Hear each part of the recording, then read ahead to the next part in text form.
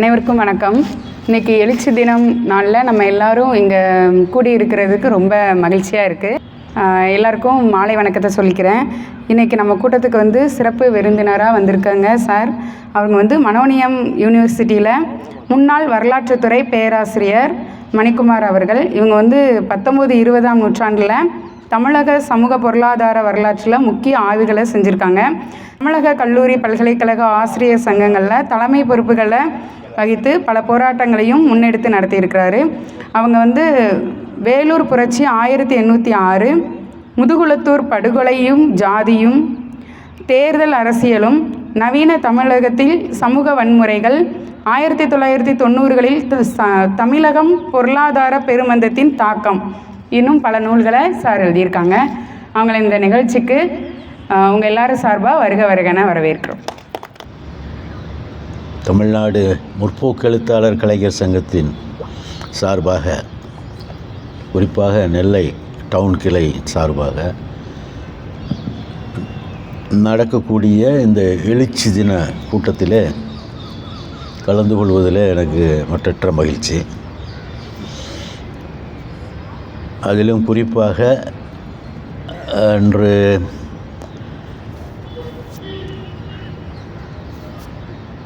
வஉசி அவர்கள் உரையாற்றிய எழுச்சிமிக்க உரையை கேட்க கூடியிருந்த மக்களுடைய எண்ணிக்கையில் நம்ம இன்றைக்கி கூடியிருக்கிறவருடைய எண்ணிக்கை பார்த்தா ரொம்ப வேதனையாக தான் இருக்கும். ஏன்னா அங்கே சாதாரணமாக மிகைப்படுத்தியும் சொல்கிறாங்க. அதே நேரத்தில் போலீஸ் தரப்பில் சொன்ன இதை அப்போ பிரிட்டிஷ்காரன் அவங்க சொன்னதை 3000க்கு மேலே சொல்கிறாங்கன்னா, எப்படியும் ஒரு குறைஞ்சது ஒரு 5000 பேராவது இருக்குன்னு சொல்லலாம். இல்லைனாலும் அந்த 3500ங்கிறத இங்கே நினச்சி பார்த்தா பெரிய கூட்டம். ஏன்னா நகர்ப்புறத்தில் இருந்த மக்களுடைய எண்ணிக்கைன்னு பார்த்துக்கிட்டா ரொம்ப குறைவு தான் அன்றைக்கி இருந்த ஜனத்தொகையில். அப்படி இருக்கும்போது இவ்வளோ பேருக்கு கூடியிருக்காங்கன்னு சொன்னால் அது பெரிய விஷயம்.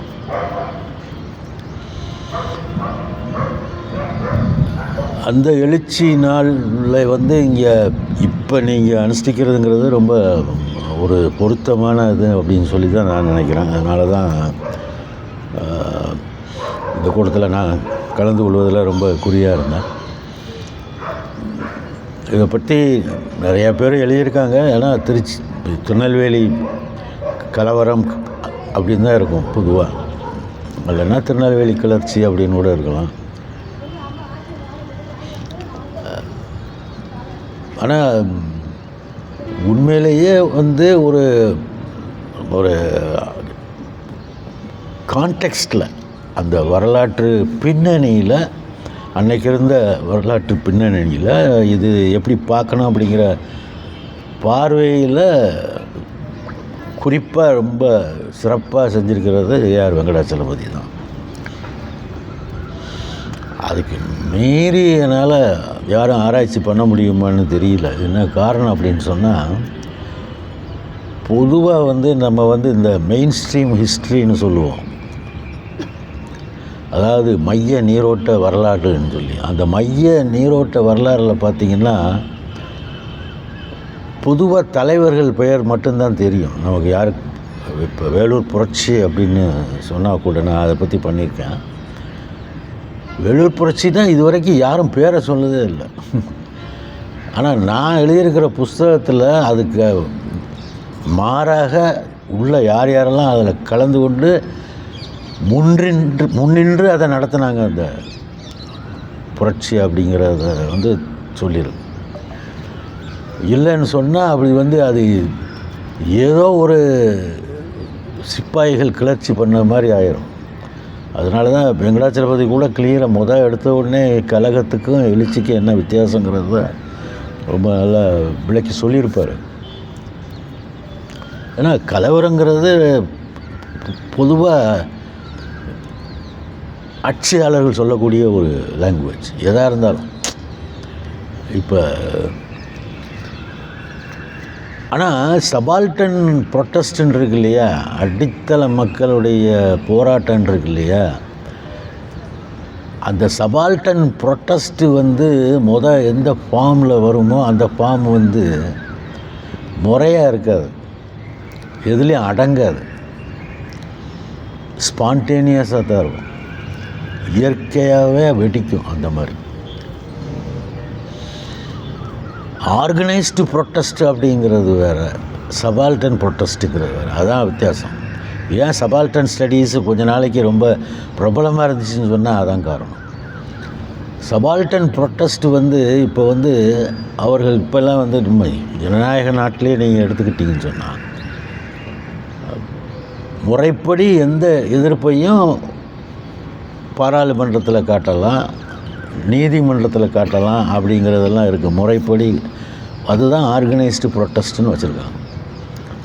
ஆனால் இது மாதிரியாக முதல் லெவலில் இவங்களுக்கு அங்கே வந்து பிரதிநிதிகள் கிடையாதுன்னு சொன்னால் பாராளுமன்றத்தில் நீங்கள் எடுத்து பாருங்கள். இப்போ உதாரணத்துக்கு இப்போ 1908 அந்த 13 வரைக்கும் இருக்கிற காலத்தை எடுத்துக்கிட்டால் கூட இங்கே இருக்கக்கூடிய சட்டமன்றங்கிறது அப்போ வந்து இப்போ 1999 தான் வந்து பிரதிநிதித்துவங்கிறது வரப்போகுது, அது வரைக்கும் இல்லை.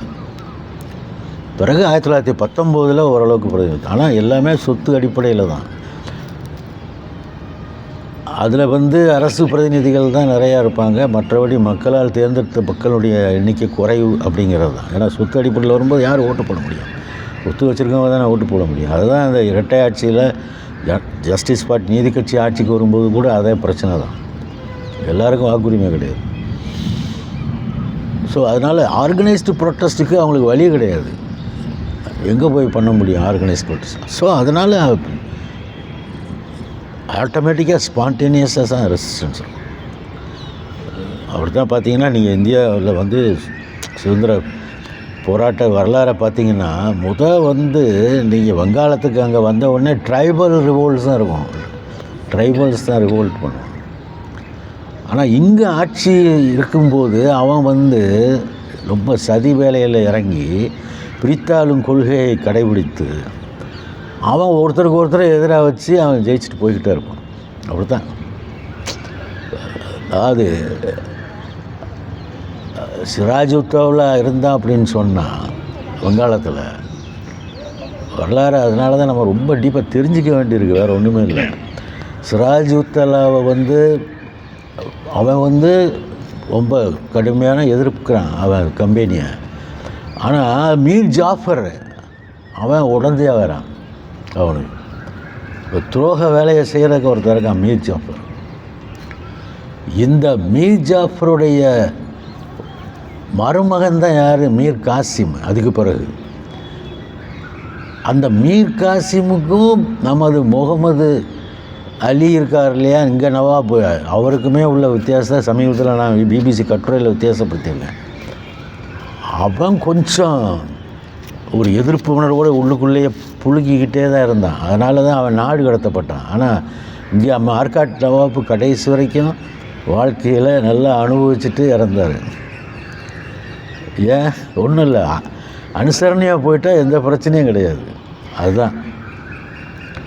ஸோ அதுதான் இப்போ அந்த ட்ரைபல் ப்ரொட்டஸ்ட்டு அப்படிங்கிறத அவங்க வந்து ஈஸியாக நடிக்கிறாங்க. எல்லாமே இது தான், இப்படி சதி பண்ணி தான் செய்ய முடியும். அதை தான் ஆங்கிலேயர்கள் செஞ்சாங்க. அப்போ சதி பண்ணி தான் நேரடியாக ஜெயிக்க முடியாது.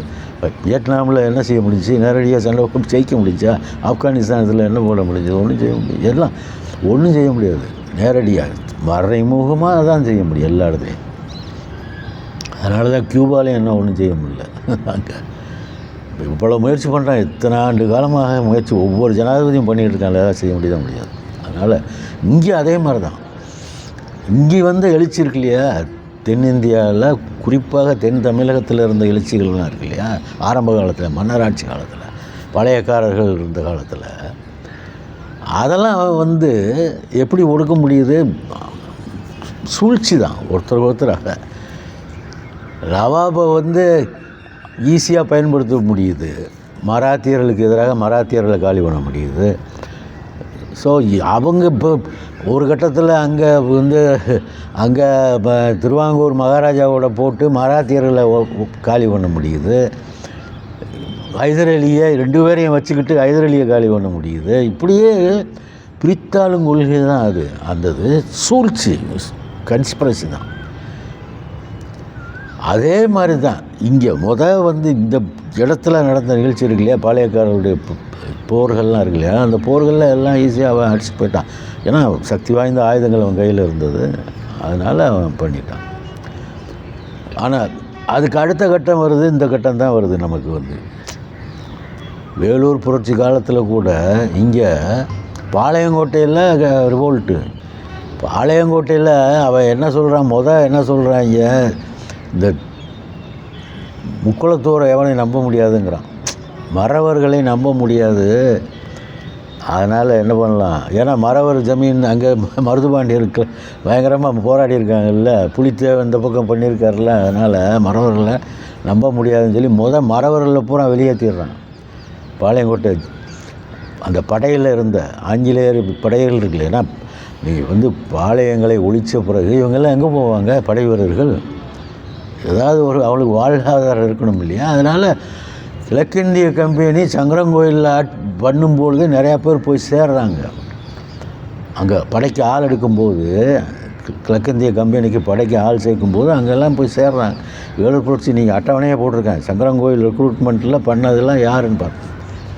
ஸோ அந்த வேலூர் புரட்சி முன்னால் இப்போ அதை ஒட்டி இங்கே நடக்குது இல்லையா, வேலூர் புரட்சி முடிஞ்ச பிறகு இங்கே வருது, பாளையங்கோட்டைக்கு அதுக்கு பிறகு தான் வருது. அப்போ எல்லாமே பார்க்குறான். அதில் மறவர்கள் இருக்காங்க, இதில் சங்கரங்கோயிலில் மறவர்கள் அவங்க படையில் இருக்காங்க, பல்லர்கள் இருக்காங்க, பறையர்களும் இருக்காங்க. இவங்க தான் அதிகமான எண்ணிக்கை.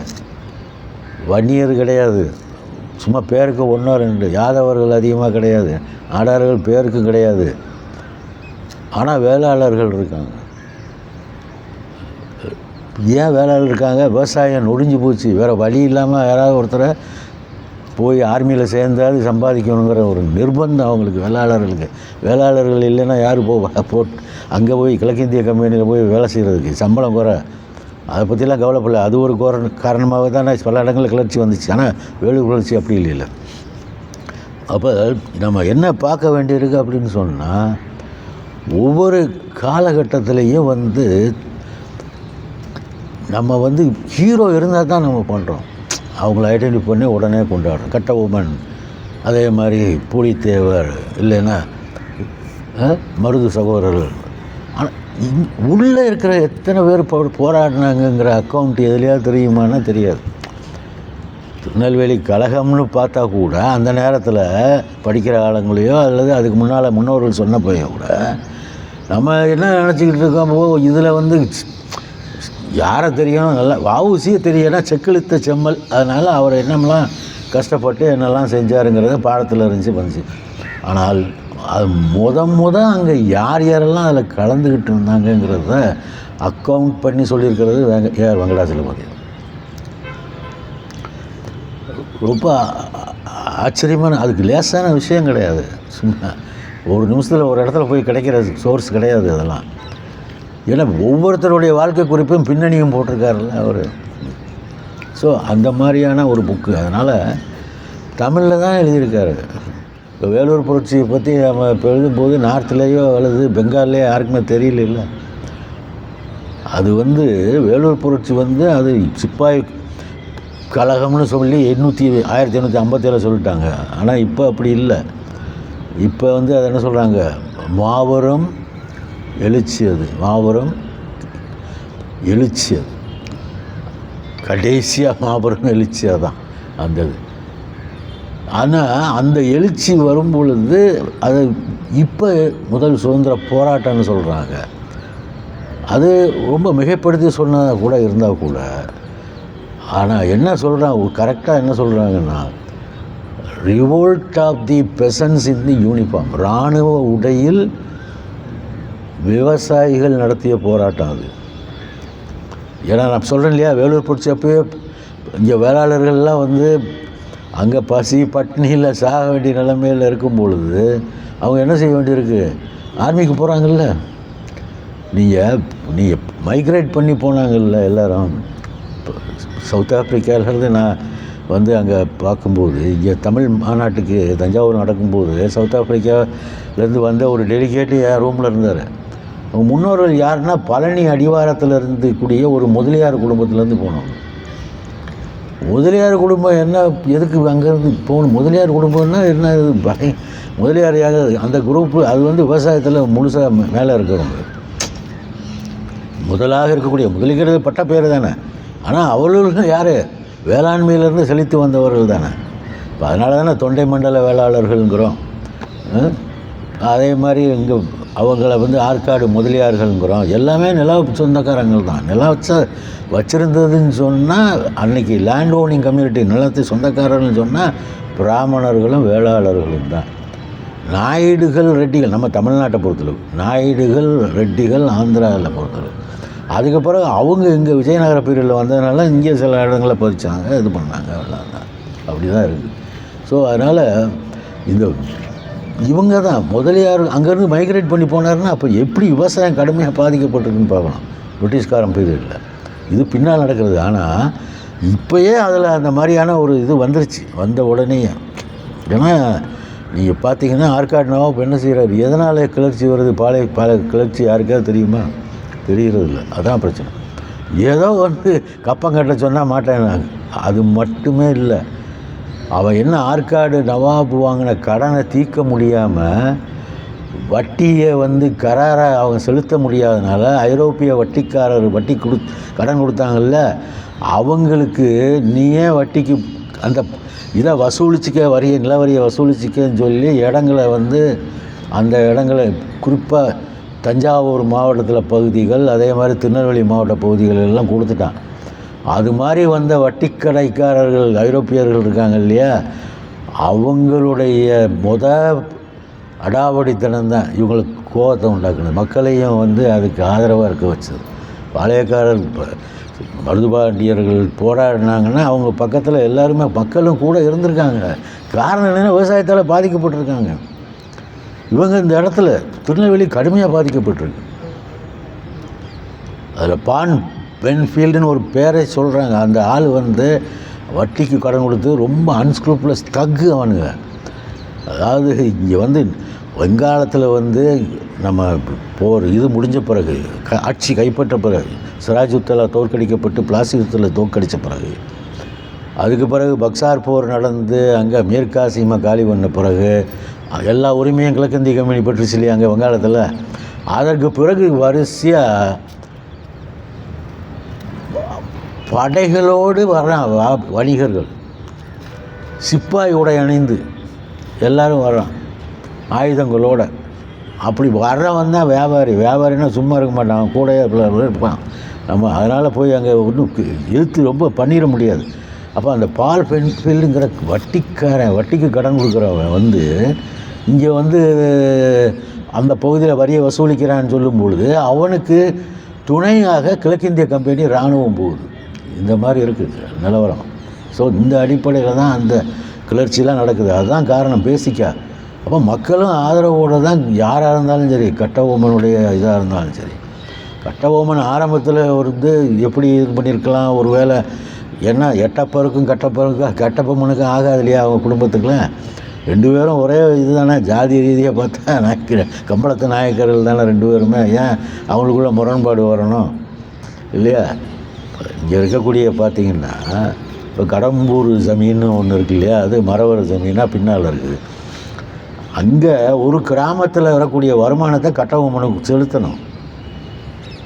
அப்போ தான் அங்கே வந்து அவங்க நிம்மதியாக ஆட்சி செய்ய முடியும். இல்லைன்னா சூறையாடிடுவாங்க. அதெல்லாம் உண்டு. அதெல்லாம் அந்த பீரியடில் 18th centuryயில் அது சகஜம். அது எல்லா இங்கே நம்ம ராஜராஜ சோழனும் ராஜேந்திர சோழனும் அங்கே போனான்னா, இலங்கையிலையும் தெற்காசிய நாடுகளுக்கும் போனான்னா எதுக்கு போனாங்க? கொள்ளையடிக்கிறது முக்கியமான நோக்கம். நம்ம நினைக்கிற மாதிரில அங்கே புத்த மடாலயங்களை தாக்குறாங்கன்னு சொன்னால் அதுதான் வந்து குறிப்பாக வந்து அனுராதபுரத்தில் வந்து அவங்க தாக்குறதில்ல. அங்கே தான் எல்லா மடங்களுக்கும் செல்லக்கூடிய பணங்கள், எல்லா செல்வ வளங்கள்லாம் அங்கே தான் இருந்துச்சு. எல்லாமே நோக்கம் அப்படி தான். இல்லைன்னா எப்படி ஆட்சி செய்ய முடியும்? சும்மா மக்கள்கிட்ட வரி பணத்தை வாங்கி சில ஆட்சி நடத்த முடியாது. இவ்வளோ பெரிய இதை கட்ட முடியாது, நீர்வீழ்ச்சியை அந்த இதை நடத்த முடியாது. ஏன்னா கங்கை கொண்ட சோழபுரத்தில் இருக்கக்கூடிய நீர்த்தேக்கத்தெல்லாம் கட்ட முடியுமா? இல்லைன்னா கோயிலை கட்ட முடியுமா? இல்லை எல்லாமே எதை கட்ட முடியும்? எப்படி பண்ண முடியும்? மக்கள் என்ன பெரிய இதாக தொழிற்சாலை நடத்தி பெரிய தொழிலதிபர்கள் இருக்காங்க, பணத்தை அவங்கள்ட்ட வாங்கி கட்டுறதுக்கு? அதெல்லாம் முடியாது. இது சாதாரண எல்லா இடத்துலையும் நடக்கிறத. கட்டபொம்மன் வந்து அவன் கொள்ளையர்னு சொல்லி பிரிட்டிஷ்காரன் சொன்னான்னா எல்லாரும் கொள்ளையர்கள் தான் அந்த நேரத்தில் ஆட்சியாளர்லாம். இல்லை விதிவிலக்கெல்லாம் ஒன்றும் கிடையாது. இருந்தால் தான், இல்லைன்னா தான் பேசாமல் எல்லாமே சிற்றரசர்களே தொடர்ந்து போயிருப்பாங்க இல்லையா? பெரிய பெரிய முடியரசர்கள் வர்றாங்க. பிறகு சோழ பாண்டியர்கள்லாம் ஏன் வர்றாங்க? அதுக்கு முன்னால் எத்தனை பேர் இருந்தாங்க? கடையேழு வள்ளல்கள் சொல்லி சிற்றரசர்கள்லாம் இருந்தாங்கல்ல. அது மாதிரி எல்லா இடத்துலையும் சிற்றரசர்களே இருந்திருக்கலாம்ல, ஏன் விடலை? அவளெல்லாம் காலி பண்ணிட்டு தானே இவன் பேரரசுகள் வரும்பொழுது பேரரசுகளுக்கு எவ்வளோ தேவைகள் இருக்குது? நிரந்தர படை வேணும், அதை எப்படி மெயின்டைன் பண்ணுறது? பணத்தை எப்படி கொண்டு வர்றது? ஏன் மாமூது இங்கே வந்து கொள்ளையடித்தான்?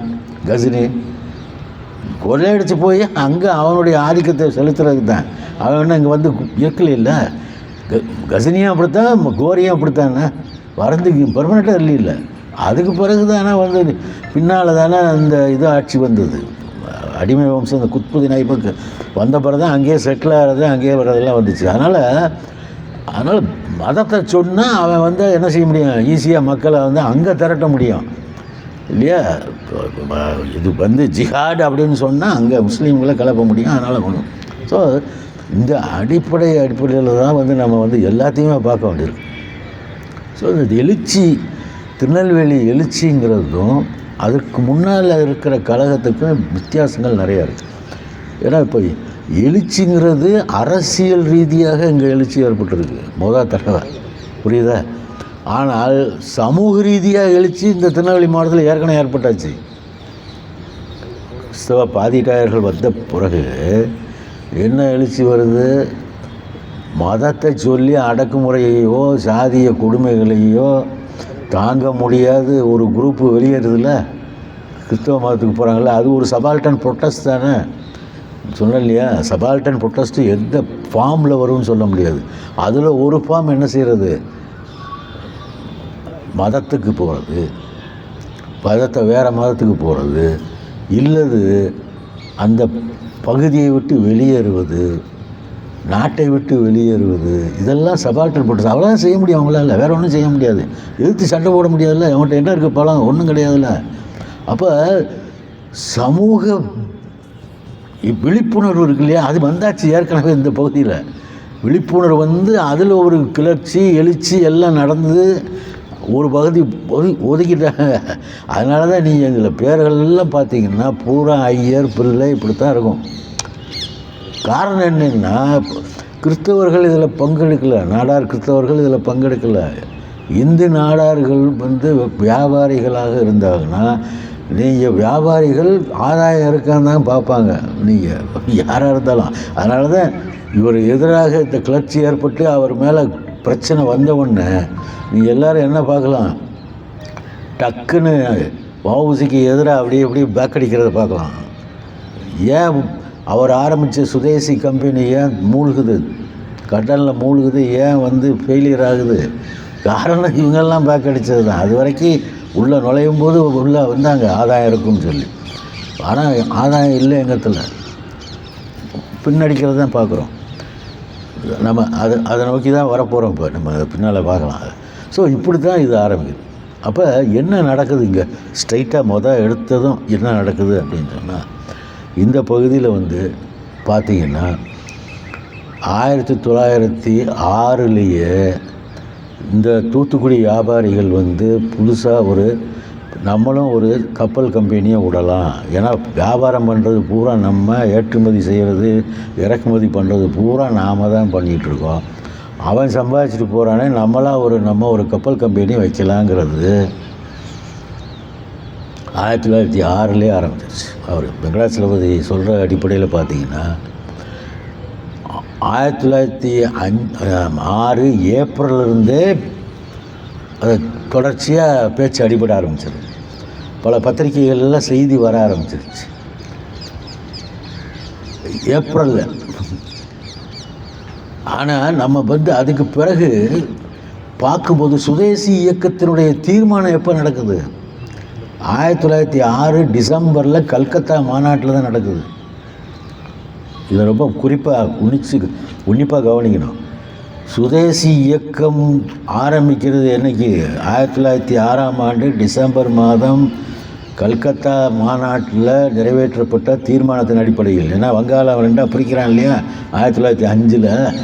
அதுக்கான தீர்மானம் வந்து என்ன பண்ணலாம்னு சுதேசி இயக்கத்தை நம்ம லான்ச் பண்ணுறது அப்படின்னு சொல்லி அந்த இயக்கத்தை ஆரம்பிக்குது அப்படின்னு சொல்லி முடிவு டிசம்பரில் எடுக்கிறாங்க. அதுக்கு முன்னாலே இங்கே நடக்குது 1906.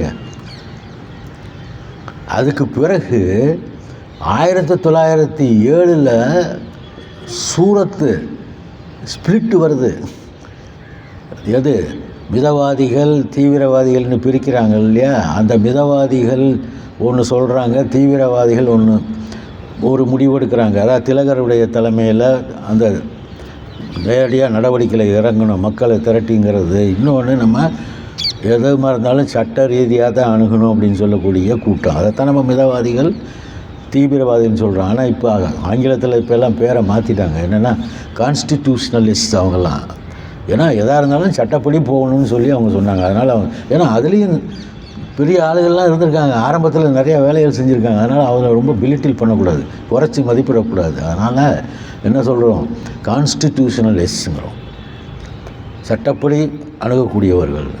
இன்னொரு குரூப் இருக்குல்ல, திலகர் போன்றவங்கள, அதில் அவங்கள வந்து நம்ம என்ன சொல்கிறோம்? மிலிட்டன்ஸுங்கிறோம். மிலிட்டன்ஸ் ரொம்ப ட்ரேட் யூனியனில் யூஸ் பண்ணுற லாங்குவேஜ். ரொம்ப மிலிட்டன்ட் ஸ்ட்ரகிள் அப்படின்னு, போர்க்குணத்தோடு இருக்கிறது. தமிழில் சொன்னால் போர்க்குணமிக்க ஒரு இதாக கேடர்ஸை உருவாக்கணும்னு சொல்லுவாங்க இல்லையா? அது மாதிரி போர்க்குணம் உள்ளவர்களாக அவங்க இருக்காங்க. இதுதான் வித்தியாசம். அப்போ இந்த 1906 இந்த ஆரம்பத்தில் வியாபாரிகள் இதெல்லாம் இருக்கும்போது வக்கீல்கள் நிறையா இருக்காங்க. வக்கீல்கள் நிறையா சம்பாதிச்சிருக்காங்க அவங்களும் அந்த காலத்தில். வக்கீல்கள் வந்து எல்லாம் வந்து அவங்களும் வந்து இதுக்கு உறுதுணையாக இருக்கிறத நம்ம பார்க்கலாம். ஏன்னா சட்டப்படி. ஆனால் இந்த ஸ்பிளிட்டு வருது இல்லையா, சூரத்து ஸ்பிளிட்டு வந்த உடனே நிலைமை அங்கே மாறுது. 1908 தான் வந்து இந்த நம்ம பார்க்குறோம். 1908 மார்ச் மாதம். அதுக்கு முன்னாலேயே அங்கே குரல் மில்லில் போராட்டம் நடக்குது. இந்த போராட்டம் அதாவது சுப்பிரமணிய சிவா வந்து பிப்ரவரி 3 திருநெல்வேலிக்கு உள்ள நகருக்குள்ளே தூத்துக்குடிக்கு வர்றாரு. அங்கே திருநெல்வேலி வந்து தூத்துக்குடிக்கு வர்றாரு. ஆனால் அது ஏற்கனவே திருநெல்வேலிக்கு வந்துட்டார் அவர். அங்கே அம்பாசமுத்திரம் அங்கெல்லாம் போயிட்டு தூத்துக்குடியில் போய் பிப்ரவரி 3 போய் அதற்கு பிறகு அங்கே 1.5 மாதம் தங்கியிருக்கார்.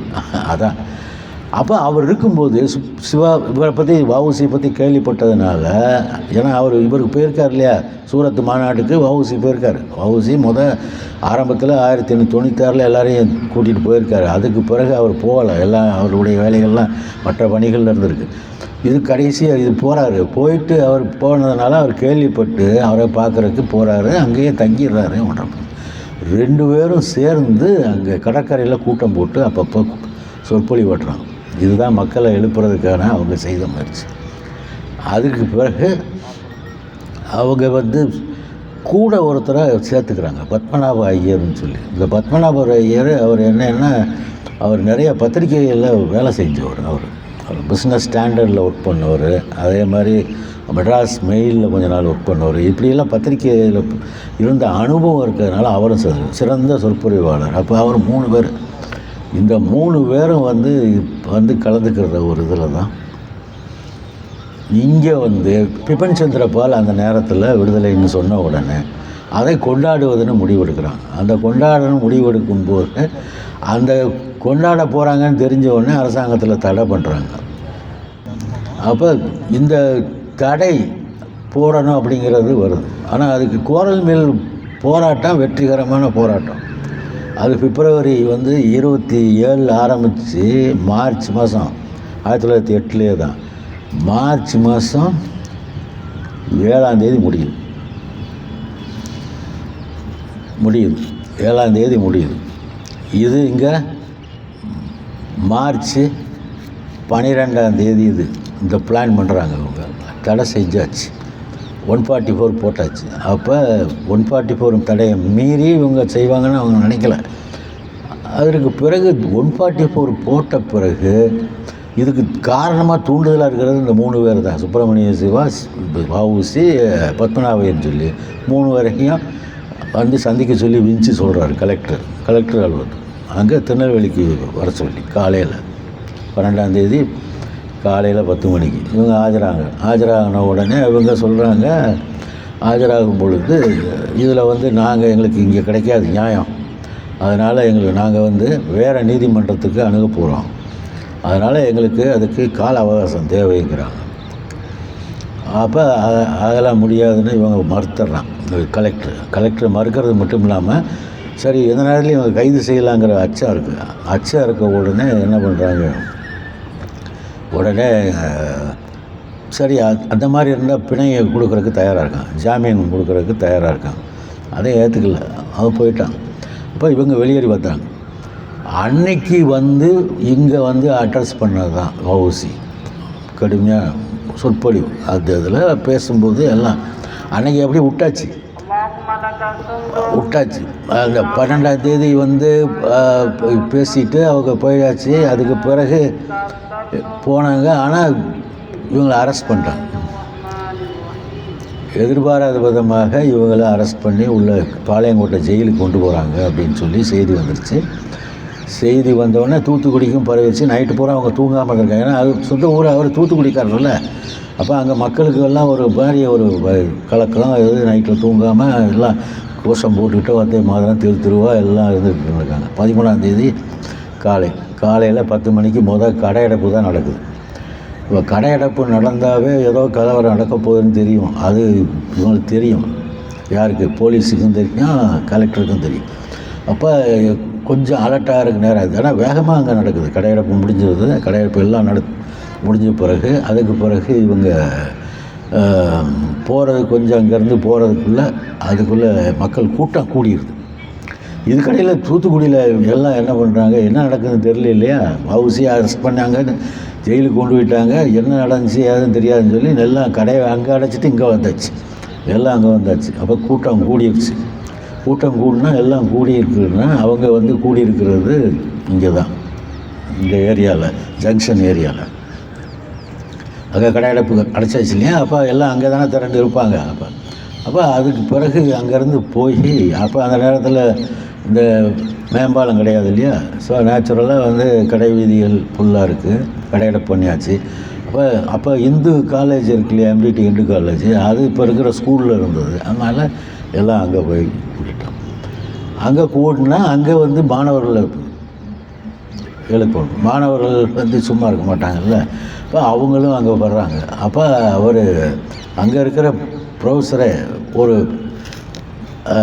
கணக்கு மேத்ஸ் டீச்சர், அவரே வந்து இதுக்கு மாணவர்களை தூண்டுற மாதிரி இவங்க கண்டுபிடிக்கிறாங்க. தெரியுது பின்னால், ஏன்னா அவரை தண்டிக்கிறாங்க, அதனால் அவர் தெரியுது. செயலாளர் இருக்கார், அங்கே கல்லூரி செயலாளர் இருக்கார், NVA சோமசுந்தரம் பிள்ளை வந்து அன்னைக்கு இருக்கார். அவரும் இருக்கார், தளத்தில் இருக்கார் அங்கே. அப்போ கூட்டம் கூடி வந்த உடனே இப்போ இதுக்கு இடையில் இங்கேருந்து தானே போகணும். படை வந்து பாளையங்கோட்டையிலேருந்து தானே போக வேண்டியது. அப்போ பாளையங்கோட்டையிலேருந்து போகிற வழி இல்லை. இந்த பள்ளி முதல்வர் வந்து ஒரு ஆங்கிலேயர். அப்போ எங்கள் MDT காலேஜுக்கு கல்லூரி முதல்வர் வந்து அவர் சாம்பியன் சொல்லி, அந்த சாம்பியன் வந்து அவர் சைக்கிளில் அங்கேருந்து வந்துக்கிட்டு இருக்காரு. அதே மாதிரி பாரி இது இருக்குது, சுகர் ஃபேக்ட்ரி, அந்த சுகர் ஃபேக்ட்ரியுடைய ஏஜெண்ட்டு அவரும் வந்து காமரோன்னு சொல்லி, அவர் 2 பேரும் ஒன்றா சைக்கிளில் வந்துட்டுருக்காங்க. வந்ததும் இந்த சாப்டர் ஸ்கூல் இருக்கு இல்லையா, அதுதான் அந்த காலத்தில் இது காலேஜ், சான்ஸ் காலேஜ் இருக்கு இல்லையா, அது வந்து அப்போ காலேஜ், அது சான்ஸ் காலேஜ் இல்லை. அப்போ அதுக்கு பேர் அந்த CMS காலேஜ். ஆமாம், அந்த கட்டடம் கூட ஒன்று டவுனில் போகிற வழியில் இருக்கும். CMS காலேஜ் இருந்த இடம் அந்த வளாகம். ஸோ அங்கே இவங்க பார்த்தா அந்த இடத்துல பார்த்தா நிறைய இது இருக்குது, வண்டிகளாக நிற்கிது. எல்லா வண்டி, குதிரை வண்டி, அந்த வண்டின்னு எல்லாம் நிற்கிது. கூட்டமாக இருக்குது என்னன்னு தெரியலன்னு சொல்லி அப்போ கேள்விப்படுறாங்க. இந்த மாதிரி கேள்விப்பட்டவொடனே டக்குன்னு இங்கேருந்து ஆபத்துன்னு சொல்லி 2 பேரும் அப்படியே அங்கே மில்லுக்கு போயிடுவான், சுகர் ஃபேக்ட்ரிக்கு போயிடுவோன்னு சொல்லி அங்கே போயிட்டாங்க. அப்போ இங்கே அது மட்டும்தான் இருக்குது. அப்போ ஜான்ஸ் கல்லூரி அவர் முதல்வர் அங்கே அங்கே போயிடுறாரு. அதே மாதிரி இவர் அங்கே போயிடுறாரு, நம்ம எம்டிடி இன்டு காலேஜ். இங்கே முதல்வர் அந்த முதல்வர் அவர் பேர் சரியாக அவங்க தளபதி அதை சொல்லலை. அவர் சாப்டர் ஸ்கூல் அந்த காலேஜுடைய அந்த காலேஜ் பிரின்சிபல் அப்படிங்கிற முதல்வர் தான். அங்கே அந்த கூட்டம் கூடி இருக்கும்போதே என்ன நடக்குதுன்னா, அங்கே உள்ள ஸ்டூடெண்ட்ஸுக்கு கலைக்க விட மாட்டேங்கிறாங்க, தடுக்கிறாங்க. அப்போ பெரிய சிக்கலாக இருக்குது. என்னென்னா அங்கே இருக்கிற யாரோ ஒரு பேராசிரியர்கள்லாம் அதை தடுத்துருக்காங்க ஸ்டூடெண்ட்ஸ் போகிறவங்கள. அப்போ அவங்களுக்கெல்லாம் அடி விழுந்திருக்கு, பொதுமக்கள் அடிச்சிருக்காங்க. அப்போ அப்படியே ஒரு மாதிரி சூடு ஏறி ஒரு திசையை நோக்கி போயிடுச்சு. பிறகு அங்கேருந்து என்ன பண்ணுறாங்க, ஸ்டூடெண்ட்ஸ் எம்டிடி இன்டு காலேஜ் ஃபுல்லாக ஸ்டூடெண்ட்ஸ் வந்ததுனால எல்லாம் அதுக்கு நோக்கி பின்னால் அதுக்கு பிறகு போகும்போது என்ன நடக்குது, என்னென்ன பகுதிகளெல்லாம் எப்படி தாக்குனாங்க, எரிச்சாங்க என்ன அப்படின்னு. அப்போ அந்த இதுக்கிட்ட போகும்பொழுது அந்த தெப்பக்குளத்துக்கு பக்கத்தில் அங்கே சன்னிதானத்துக்கு பக்கத்தில் அந்த தெப்பக்குளத்துக்கு பக்கத்தில் போகும்பொழுது தான் அப்போ வந்துடுறாங்க, கலெக்டர் வந்துடுறாரு, பெஞ்ச் வந்துடுறாரு, போலீஸ் எல்லாம் வந்துடுது. இப்போ கேட்குறாரு அங்கே இருக்கிற ஒருத்தன்ட்ட, இது என்ன காரணம் அப்படின்னு. அப்போ அவன் என்ன காரணத்துக்காக இப்படி விளக்கெல்லாம் போட்டு வச்சுருக்கீங்க, ரொம்ப அலங்காரம் பண்ணி வச்சுருக்கு, அங்கே நேஷ்னல் எம்போரியன்றது, அது நாராயண ஐயர்னு சொல்லி பின்னால் அவரெல்லாம் தண்டிப்பாங்க. அந்த சங்கரநாராயண ஐயருங்கிறவர் அந்த நேஷ்னல் எம்போரியம்னு ஒன்று வச்சுருக்காரு. சுதேசி பொருள்களை மட்டும்தான் விற்பார் அங்கே. அவர் கடை ரொம்ப இதாக அலங்கரிச்சிருக்கேன். என்ன காரணம்னா அவன் என்ன சொல்லியிருக்கான் உடனே, இல்லை இங்கே இன்றைக்கி பிபின் சந்திரபால் விடுதலை செய்யப்பட்டதுனால அதை கொண்டாடுவதற்காக இங்கே கூட்டம் போட்டாங்க. அதை ஒட்டி இங்கே சிறப்பான அலங்காரம்லாம் பண்ணியிருக்குன்னு சொன்ன உடனே அவனை சவுக்கால் அடித்ததாகவும், அந்த சவுக்கால் அடித்ததை கண்டு மிரண்டு உடனே கூட்டம் பூரா வன்முறையில் ஈடுபட்டதாகவும், அதை ஒடுக்குவதற்காக முதல்ல ரவுண்டு துப்பாக்கி சூடு நடந்ததாகவும் சொல்லப்படுது. துப்பாக்கி சூட்டில் 2 பேர் இறக்குறாங்க. அதுக்கு பிறகு இந்த கூட்டம் அங்கேருந்து உடனே கிளம்பி அப்படியே போகிற வழியில் முனிசிபாலிட்டி அடிச்சு நொறுக்குது. அதுக்கு பிறகு போஸ்ட் ஆஃபீஸை நொடிச்சு நொறுக்குது. அதுக்கு பிறகு நேராக அங்கே காவல் நிலையத்துக்கு போகிறாங்க, பக்கத்தில் இருக்க மருத்துவமனையை அடித்து அதையும் சேதப்படுத்துகிறாங்க. அதுக்கு பிறகு காவல் நிலையத்துக்கு வரும்போது அங்கே துப்பாக்கி சூடு. ஸோ மொத்தத்தில் அங்கே ஒரு ஆள் அந்த காவல் நிலையத்துக்கு மேற்க ஒன்று, தெற்க ஒன்றா, வடக்க ஒன்றுன்னு சொல்கிறாப்புல. 2 இடமும் அந்த இடத்துல மருத்துவமனை, காவல் நிலையம், அந்த ஏரியாவில் கலவர நட்களாட்சி நடக்கும்போது அதை சுட்டதாக. அப்போ மொத்தம் 4 பேர் இருந்திருக்காங்க. 4 பேர் யார் இருந்தாலும் ஒரு ஆளை மட்டும் பாரதி கண்டுபிடிச்சி அவர் எழுதுறத வஉசியும் அதை அங்கீகரிக்கிற மாதிரி சொல்கிறாங்க. என்னென்னா ஆறுமுக பிள்ளைன்னு சொல்லி ஒருத்தர், அவர் ஏதோ கவர்மெண்ட் சர்வெண்ட் தானே, இறந்ததில் ஒரு பையன் ஒரு சிறுவன் போல தெரியுது. அவன் என்ன சாதாரணமாக அவன் ஒரு அப்பாவிங்கிற மாதிரின்னு சொன்னாங்களாம், எல்லாமே அப்பாவின்னு சொன்னாங்களாம். அப்படின்னு சொல்கிறத வச்சு தான் நம்ம எழுத வேண்டியிருக்கு, அந்த மாதிரி இருக்குது. ஸோ இது இப்படி முடிஞ்சு போன உடனே அப்போ இது சீரியஸ் ஆகிடுது. அப்போ துப்பாக்கி சூடு நடத்தின பிறகு அது வரைக்கும் எல்லாம் அப்படியே போய் அது ஒரு மாதிரியாக வளம் ரத வீதியெல்லாம் வளம் வந்துட்டு அப்படியே எல்லாம் போயிடுறாங்க. இவரும் விஞ்சு பங்களாவுக்கு திரும்பிடுறாரு. அதுக்கு பிறகு நடக்கிறது பூரா தண்டனை தான். தண்டிக்கக்கூடியவங்க யார் யாருன்னு லிஸ்ட் எடுக்கிறாரு. அப்போ தண்டிக்கக்கூடியவங்க வரும்பொழுது தான் இவங்களுடைய நடத்தையை பார்க்க முடியுது. தண்டிக்க போகிறாங்கன்னு தெரிஞ்ச உடனே அது மட்டும் இல்லாமல் எல்லாருக்கும் காவல் படையை நிரந்தரமாக நிறுத்தணும். அப்போ தண்ட போலீஸுன்னு சொல்லுவாங்க, தண்ட போலீஸை நிறுத்தணும். அதுக்கு பணம் எங்கே போகிறது, திமிர் வரின்னு போடணும், பியூனிட்டிவ் டேக்ஸ்ன்னு ஆங்கிலத்தில் சொல்கிறது. அப்போ அந்த திமிர் வரியை விதிக்கிறதுக்கு இந்த வரியை விதிக்கிறது முடிவு பண்ணியிருக்காங்க, விதிச்சிருக்காங்க. தண்டப்படை நின்றுருக்கு. இதெல்லாம் அப்போ இவங்க வியாபாரி வணிகர்களுக்கு பாதிப்பு இருக்கும். தூத்துக்குடி வணிகர்கள், பெரும் வணிகர்கள், சிறு வியாபாரிகள் கிடையாது. அதான் அங்கே இருக்கிறது. நீங்கள் பார்த்தீங்கன்னா பின்னால் கூட நீங்கள் திமுக எழுச்சி வர்றதுக்கு முக்கியமான காரணம் சிறு வணிகர்கள் தான். பெரும் வணிகர்கள் பூரா காங்கிரஸோடு தான் இருப்பாங்க. அவங்க எப்படின்னா எந்த ஆட்சி வருதோ அப்படி தான் இருப்பாங்க, நீதி கட்சியோடு இருப்பாங்க. அதுக்கு பிறகு காங்கிரஸ் வந்தோடனே காங்கிரஸுக்கு போயிடுவாங்க. அதுக்கு பிறகு மாறிக்கிட்டே தான் இருப்பாங்க. அவங்களோட இன்ட்ரெஸ்ட் பிஸ்னஸ் இன்றைக்கி நம்ம பார்க்கலாம். நீங்கள் இன்றைக்கும் பார்த்தீங்கன்னா நீங்கள் காங்கிரஸில் எல்லாம் இருந்த ஆளுகள்லாம் இன்றைக்கி பூரா பிஜேபிக்கு போயிருக்காங்க. ஏன்னா அவங்க வசதிக்கு தான் பார்ப்பாங்க. அதனால் அது இதே அம்பானி குரூப்பு காங்கிரஸ் தான் சப்போர்ட் பண்ணி தூக்கி விட்டாங்க. அதுக்கு பிறகு இவங்க அதை விட இன்னும் ஒரு மடங்கு மேலே போய் பண்ணுவாங்க, அப்படி தான் பண்ணுவாங்க. அதனால் ஸோ வணிகர்கள் அந்த அந்த தண்டனை தான் பிறகு திமிர் வரினா. அப்போ அதை வந்து போக்குறதுக்கு தண்டனை போலீஸ் இருந்தால் வியாபாரம் அப்படி நடக்கும். எங்கே மக்கள் வந்து இங்கே வீதியில் நடமாடுறது இதெல்லாம் பயப்படுவாங்க, இதெல்லாம் இருக்கு இல்லையா? அதனால் இவங்க ஆளுநரை சந்திக்க போகிறாங்க. ஆளுநர் அப்போ இருக்கிறவர் ஆறுதல் ஆலி. அவரை போய் பார்க்குறேன்னா எங்கே போய் பார்க்க முடியும்? சென்னையில் தான் போய் பார்க்க முடியும். அப்போ சென்னையில் போய் பார்க்குறதுன்னு சொன்னால் அதுக்கு தூதுக்குழு. அப்போ அவர் சொல்கிறாரு நான் 5 பேரை தான் பார்ப்பேங்கிறாரு. அந்த 5 பேரில் ஒன்று வந்து குருசாமி ஐயர், சிஆர் குருசாமி ஐயர். எல்லாம் அவர் வஉசியோட இருந்தவர் தான் ஆரம்பத்தில். அதுக்கு பிறகு அவருக்கு பெரிய முரண்பாடுகள்லாம் வந்து வஉசிக்கு எதிராக எல்லா விதமான பிரிட்டிஷ் இது ஸ்டீம் நேவிகேஷன் சுதேசி நேவிகேஷன் கம்பெனிக்கு வந்து எப்படி சீக்கிரமாக அதை ஒழிக்கணுமோ அந்த வழியை பண்ணதை அவர் தான் முடிக்கிறார். ஸோ அந்த அளவுக்கு அவர் தான் பெட்டிஷன்லாம் எழுதுகிறார். அந்த பெட்டிஷன்லாம் பார்த்தீங்கன்னா வந்து அதுதான் விமர்சனத்துக்குரியதாக இருக்குது. ரொம்ப தாழ் பணிஞ்சு ரொம்ப அவங்களுக்கு ராஜ விசுவாசத்தை காட்டக்கூடிய அளவில் அப்படியெல்லாம் இந்த மாதிரி போய்கிட்டு இருக்கேன். ஸோ இதுதான் என்ன ஒரு நான் கடைசியில் சுதேசமித்திரன் என்ன எழுதுனா இவங்க போய் என்ன சொல்கிறாங்கன்னா குழுக்கள் போகும்போது இந்த மாதிரி கிளர்ச்சியில் ஈடுபட்டது, இந்த மாதிரி கழகத்தில் ஈடுபட்டது எல்லாமே நாங்கள் யாருமே கிடையாது.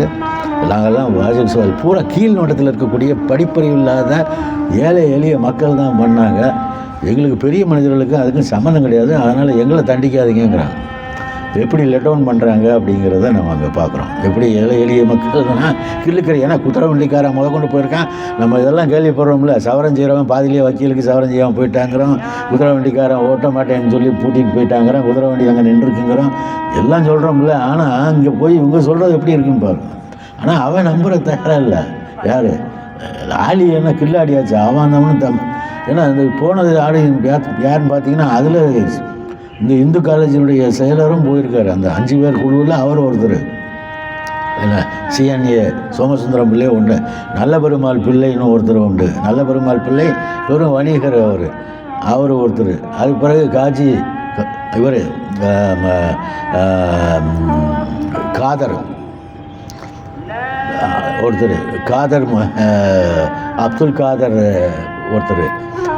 அதுக்கு பிறகு இன்னொருத்தர் வந்து குருசாமி ஐயர் ஆச்சு. அதுக்கு பிறகு ராமகிருஷ்ண ஐயர்னு ஒருத்தர்.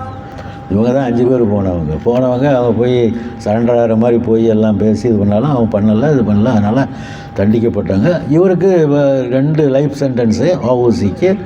அது அடிப்படையில் பிறகு பின்னால் அது குறைக்கப்பட்டு 6 ஆண்டு கடும் சிறைன்னு சொல்லி அந்த சிறையில் பட்ட அனுபவங்கள் மற்றும் பிறகு இந்த தண்டிக்கப்பட்ட மற்றவங்க குடும்பம்லாம் எப்படி ஆச்சு. ஏன்னா இப்போ நேஷனல் எம்போரியம் சங்காச நாராயணன் ஐயர் இருந்தார்னா அவர் கைது செய்யப்பட்டது மட்டும் இல்லை, எட்டயபுரத்தில் அவரை போய் கைது செய்தாங்க. ஏன்னா அவருக்கு கண்டுபிடிக்க முடியல, எட்டயபுரத்தில் கைது செஞ்சாங்க. அதே மாதிரி இன்னொருத்தர் இருந்தார் சுந்தரம் ஐயர்னு சொல்லி, அவரை மதுரையில் அரெஸ்ட் பண்ணாங்க. அவங்கெல்லாம் வந்து சொத்தையும் ஜப்தி பண்ணாங்க. அதுக்கு பிறகு இந்த சுந்தரம் ஐயருடைய மனைவி மட்டும்தான் அது வந்து இல்லை, எங்களுடைய மனைவி இது சங்கரநாராயண ஐயருடைய மனைவி மட்டும்தான் இந்த சொத்து வந்து குடும்ப சொத்து, அதனால் அதை பண்ண முடியாதுன்னு உயர்நீதிமன்றத்தில் வழக்கு போட்டு அதில் ஜெயிச்சு அது பிறகு வாங்கினாங்க. ஸோ அந்த மாதிரியான இழப்புக்கு நிறையா ஆனாங்க. வக்கீல்கள்லேயும் அதே மாதிரி இந்த மிதவாதிகள் இது இருக்கு இல்லையா, அந்த தீவிரவாதிகள் அது ஸ்பிளிட்டு அங்கே பார்க்க முடியுது. எல்லாமே கொஞ்சம் நிலைமை மாறினதுனால அதுக்கு பிறகு அது அப்படியே கொஞ்சம் கொஞ்சமாக அந்த இயக்கத்தில் ஈடுபட்டவங்கெல்லாம் சோர்வடைஞ்சு போன மாதிரியே ஒரு இது. அதுக்கு பிறகு அதான் அந்த ஒவ்வொரு கட்டத்துலேயும் அப்படி தான் இறுக்கி பிடிப்பாங்க குழந்தை. ஆனால் பயம் இருந்தது எல்லாருக்கும் ஐரோப்பியர்கள். அதே மாதிரி தான் வேலூர் புரட்சி வந்து முடிஞ்ச பிறகு கூட எந்த நேரத்தில் அடுத்த ஒரு 40 ஆண்டுகளுக்கு பயம் இருந்துச்சுப்பாங்க வேலூர். அப்போ வந்து ராஜா ராம்மோகன் ராய் வந்து அந்த இதில் வந்து லண்டன் வீதியில் போகும்பொழுது அவரை பார்த்துட்டு திப்புன்னு ஏன்னா அவர் டர்பன் போட்டிருப்பார் இங்கே அது தலையங்கி அணிஞ்சிருப்பார். அதை பார்த்துட்டு திப்புன்னு சொல்லி கல்லை கொண்டு இருந்தாங்களாம் பிரிஸ்டலுங்கிற இடத்துல. அப்போ அது மாதிரி அவன் பையன் பாருங்கள் அவ்வளோ தூரத்துக்கு இருக்குது. 1830களில் தானே அவர் போகிறாரு லண்டனுக்கு. அந்த பீரியடில் இருக்குன்னா அந்த பயம் எவ்வளோ நாளைக்கு நீடிச்சுன்னு பாருங்க. அதே மாதிரி இங்கே பயமும் அவங்களுக்கு தொடர்ந்து இருந்துகிட்டு இருந்துச்சு. அந்த அளவுக்கு பயம். ஏன்னா அந்த நேரத்திலேயே பயம். 30 பெண்களை வந்து மெட்ராஸ் கார்ப்பரேஷன், மெட்ராஸ் பேங்க்னு இருந்துச்சு, மதராஸ் வங்கி, அந்த மதராஸ் வங்கி வளாகத்தில் கொண்டு போய் சேர்த்ததாகவும், அதே மாதிரி எல்லாரையும் எச்சரித்து யாரையும் வெளியே வராதிங்கன்னு சொல்லி பங்களாவில் இருக்கவங்களையெல்லாம் சொன்னதாகவும் அப்படின்னு சொல்லி எல்லா விதமான டீட்டெயில்டு இது அதில் இருக்குது. ஆமாம், அதை சுருக்க சொல்கிறதுன்னா நம்ம பாமர மக்களுக்கு தான் சுருக்கமாக சொல்லலாம். நம்மளை மாதிரி விழிப்புணர்வு உள்ளவர்கள்லாம் வந்து நாம் வந்து அதை முழுசாக படிக்கணும். அரசியல் விழிப்புணர்வுங்கிறது முதலாக மற்ற இடங்களில் வர்றதுக்கு முன்னால் திலகர் வந்து அரெஸ்ட் ஆனார். அதுக்கு பிறகு அங்கே ட்ரேட் யூனியன்லாம் ஸ்ட்ரைக் பண்ணதுன்னு சொல்கிறோம் இல்லையா, அதெல்லாம் இதுக்கு பிறகு தான். இதை நான் என்ன சொல்கிறேன், இப்போ நம்ம வந்து பார்க்குறோம்ல, இங்கே வந்து பிப்ரவரி மாதம் குரல் மில் ஸ்ட்ரைக்கு நடக்குதுன்னா அது ஜூன் மாதம் ஸ்ட்ரைக்கு தான் நடக்குது. அதே ஆண்டில் 1908 திலகரை கைது செய்வோன்னா அங்கே அவங்க இங்கே அப்படி இல்லை. வஉசி கைதான உடனே குரல் மில் ஸ்ட்ரைக்கு, அப்போ தான் போராட்டத்தை முடிச்சுட்டு வெற்றிகரமாக போய் திரும்பியிருக்காங்க. ஆனாலும் உடனே அவங்கள வந்து மறுபடியும் போராட்டத்தில் இறங்குனா அவருடைய பாதிப்புகளே கடுமையான பாதிப்பு.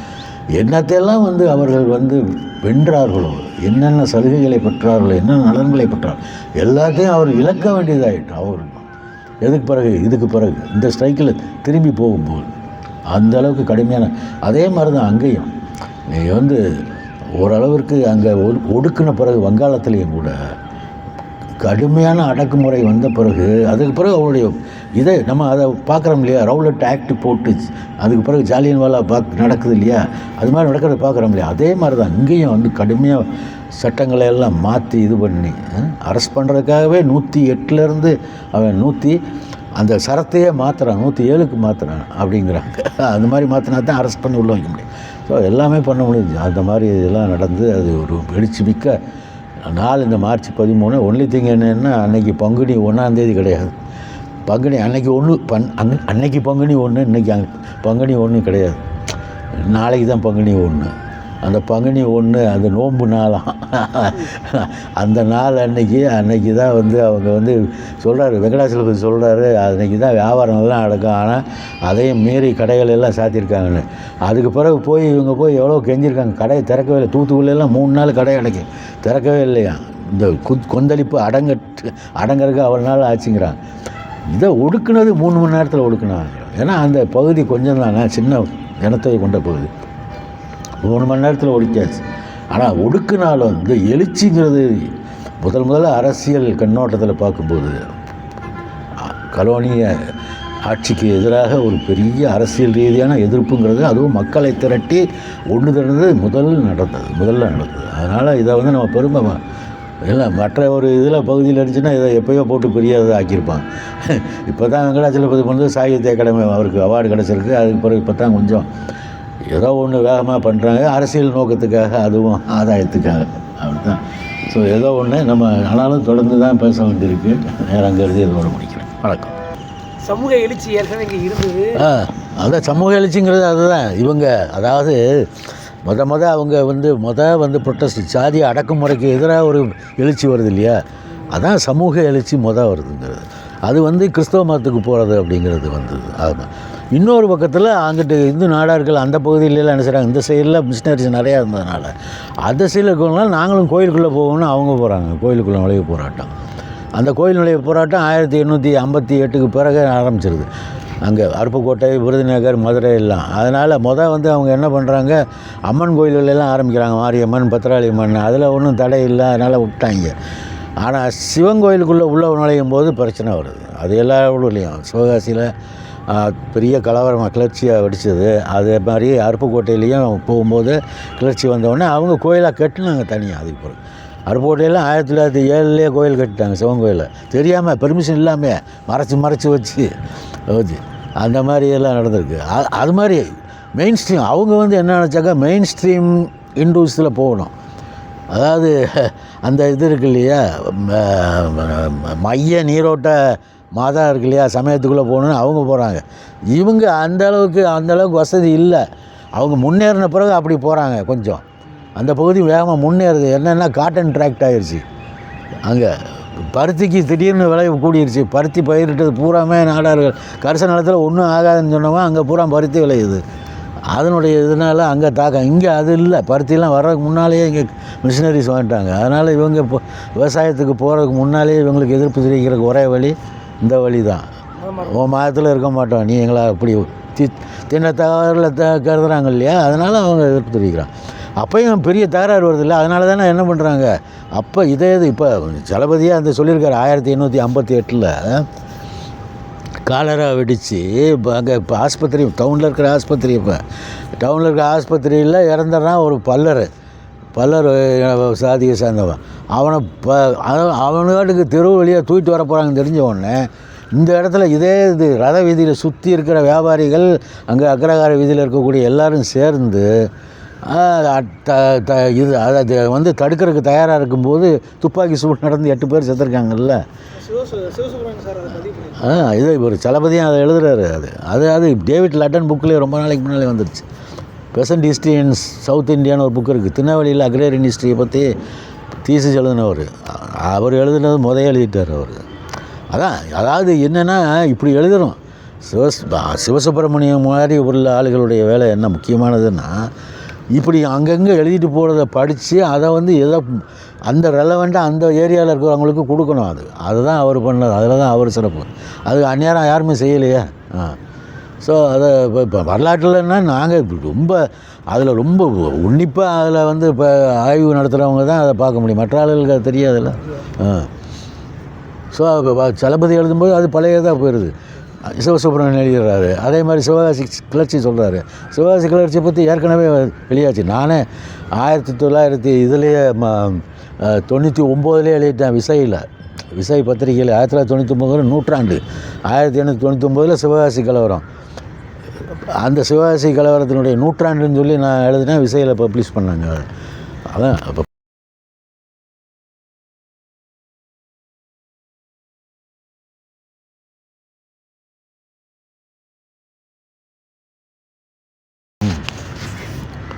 தண்டக்காவல் படை போலீஸ்னா என்ன? அதான் அந்த தண்டக்காவல்னா அந்த இப்போ தண்டத்துக்கு வச்சுருக்கிறது ஒன்றும் இல்லை, தேவையே இல்லைன்னு அர்த்தம். நம்ம ஆளுங்க வச்ச பேர் அது. அவன் சொல்கிறது பியூனிட்டிவ் போலீஸ் ஃபோர்ஸ் அவன் வச்சது. பியூனிட்டிவ்னா திமிரு வரின்னு நம்ம சொல்கிறோம். அதே மாதிரி இது வந்து காவல் பியூனிட்டிவ் அந்த பணத்தை கலெக்ட் பண்ணுறான்ல திமிரு வரி, அந்த வரியிலேருந்து பண்ணதுனால இவங்க தண்டக்காவல் தண்ட போலீஸுங்கிறது. தண்டத்துக்கு அலையிறான்னு சொல்கிறோம்ல, அந்த மாதிரி வார்த்தை அது தண்ட போலீஸ். இல்லை இவங்க கடைசியில் அந்த லெட்டரில் வந்து இது நாங்கள்லாம் செய்யலை, பாமர மக்கள் செஞ்சாங்க மாதிரி ஒரு இது எழுதுறாங்களே. ஆமாக்கா, பெட்டிஷனில் உள்ளே இருக்க நாலேஜ் நடந்ததா இல்லை இவங்களாம் எழுதி கொடுக்குறாங்க? இவன் பெட்டிஷன் எழுதி கொடுக்குற எத்தனை பேர் படிக்க முடியும்? இப்போ தானே இவர் எக்ஸ்போஸ் பண்ணுறாரு. அன்றைக்கி யாருக்கு தெரியும் இவன் என்ன எழுதி கொடுத்தான்னு? யாருக்கு தெரியும்? வஉசிக்கு தெரிஞ்சிருக்கும். வஉசிக்கு தெரியும். அவரை லெட் டவுன் பண்ணிட்டாங்கன்னு அவர் வந்து ரொம்ப வருத்தப்பட்டு பிறகு கடிதம் எழுதுகிறாரு. அவருடைய இதில் பின்னால் எழுதும்போது அது துரதிருஷ்டம் செயல் தான், ரொம்ப வருத்தத்துக்குரிய செயல் தான் நடந்துச்சு அந்த நேரத்தில்னு சொல்லி எழுதுகிறாருல்ல. ஏன் எழுதுகிறாரு? இப்படி தான் இந்த மாதிரி இப்போல்லாம் போக வேண்டி வச்சிருச்சுலன்னு. அது எல்லாத்துக்கும் ட்ரேட் யூனியன் ஃப்ரண்ட்லேயும் நீங்கள் பார்க்கலாம்ல. நீங்கள் அதில் ரொம்ப முனைப்பாக இருந்தது நீங்கள் யாருன்னு நினைக்கிறீங்க? தொழிலாளர்கள் தான். அந்த போராட்டத்தில் பார்த்திங்கன்னா தொழிலாளர்கள், மாணவர்கள், இவங்க தான் கடைசி வரைக்கும் அதே போர்க்குணத்தோடு தொடர்ந்தவர்கள். அதான் இங்கே நீங்கள் பார்க்கணும். வணிகர்கள்ங்கிறது பிறகு ஒரு காலத்தில் வந்தால் பிறகு அப்படி போயிடுது. வக்கீல்கள் அதே மாதிரி தான். மாணவர்கள், தொழிலாளர்கள், நீ என்ன தூய்மை பணியாளர்கள்லாம் போய் கலந்துட்டுருக்காங்கல்ல. தூய்மை பணியாளர்கள் 11ஆம் தேதியே வேறு ஒரு போராட்டத்துக்கு பண்ணாங்க. அதோட எக்ஸ்டெண்ட் பண்ணிட்டாங்க இதையும். குதிரை வண்டிக்காரங்க வண்டி ஓட்டல இல்லை, தொழிலாளர்கள் அந்த சாலிடாரிட்டி தனியாக இருக்குல்ல. அப்போ தொழிலாளர்களை லெட் டவுன் பண்ணுறதுங்கிறது இவங்களுக்கு முதலாளி வர்க்கத்துக்கு பழக்கம் தானே. அதுதானே கம்யூனிஸ்ட் சொல்லுங்க. அவங்க சயின்டிஃபிக்காக சொல்கிறாங்க. ஆனால் கம்யூனிஸ்ட்கள்னு சொன்னால் எதையும் காது கொடுத்து கேட்கக்கூடாதுன்னு தானே நாட்டில் இருக்காங்க மக்கள். அப்புறம் என்ன பண்ண முடியும்? மார்க்ஸை பற்றியே தெரியாமல் மார்க்ஸை கிரிட்டிசைஸ் பண்ணுவாங்க. மார்க்ஸ் என்ன எழுதியிருக்காரு? மார்க்ஸ் மெத்தட் ஆஃப் இருக்கு இல்லையா, அண்டர்ஸ்டாண்டிங், அது வந்து சயின்டிஃபிக்கு, ரேஷ்னலிஸ்டிக்கு, அறிவியல் பூர்வமாக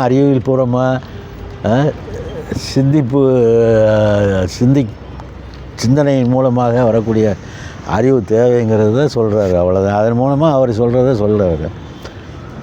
இப்போ வந்து இப்போ லெனினெல்லாம் கோட் பண்ணுறாருல்ல. யார்? தளபதி.